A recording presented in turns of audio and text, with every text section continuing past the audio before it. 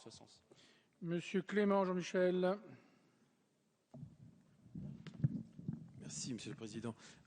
Oui, j'ai eu l'occasion de rapporter pour avis pour la Commission des lois l'article 5. Je voudrais dire que cet article 5, c'est un article important, 91 alinéas, ça ne vous aura pas échappé, parce que c'est une disposition qui s'inscrit pour la première fois dans notre ordonnancement législatif. L'esprit vient d'être évoqué par plusieurs d'entre vous.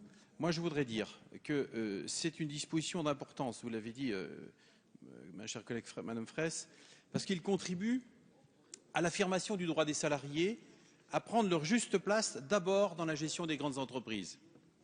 Chacun connaît l'équilibre de cet article. Il crée pour les sociétés l'obligation légale d'assurer la participation au conseil d'administration et de surveillance.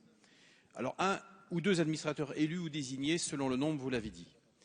Cette obligation, si elle ne vaut que pour les grandes entreprises pour aujourd'hui, je crois, est la vocation demain à donner, je crois, à servir de modèle à d'autres qui, je pense, avec le temps, comprendront le bienfait de ces mesures. Elle concerne les sociétés dont le siège social est en France, bien évidemment. Et une fois que cet article sera entré en vigueur, ce seront 1 ou 2 administrateurs désignés par les salariés qui viendront renforcer la composition des conseils d'administration, puisqu'ils viendront en plus des administrateurs déjà élus.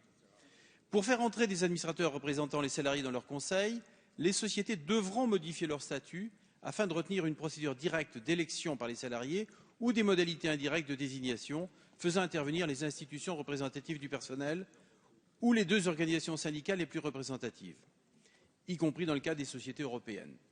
Sur ce point, il faut aussi souligner que tout en reprenant des règles assez classiques en cas d'élection, le texte renouvelle assez sensiblement les conditions de leur représentation.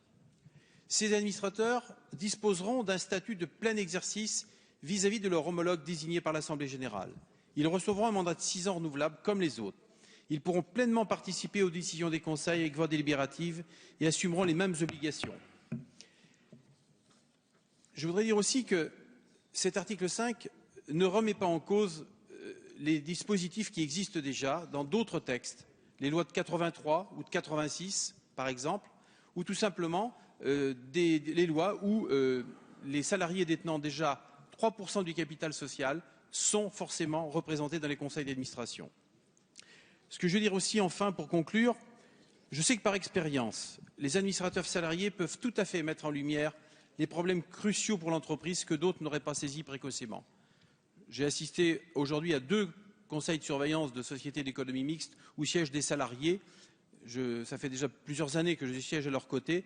Je peux vous assurer que leur présence est très profitable à ces sociétés. Et je crois que le gouvernement a établi un dispositif de nature à s'appliquer dans le cadre des lois en vigueur. Et en tant que parlementaires, nous devrons faire en sorte que l'article 5 soit un dispositif pleinement opérationnel, et ce, dans les meilleurs délais. Et nous verrons tout à l'heure, au cours d'examen d'amendements, que nous compléterons ce travail constructif.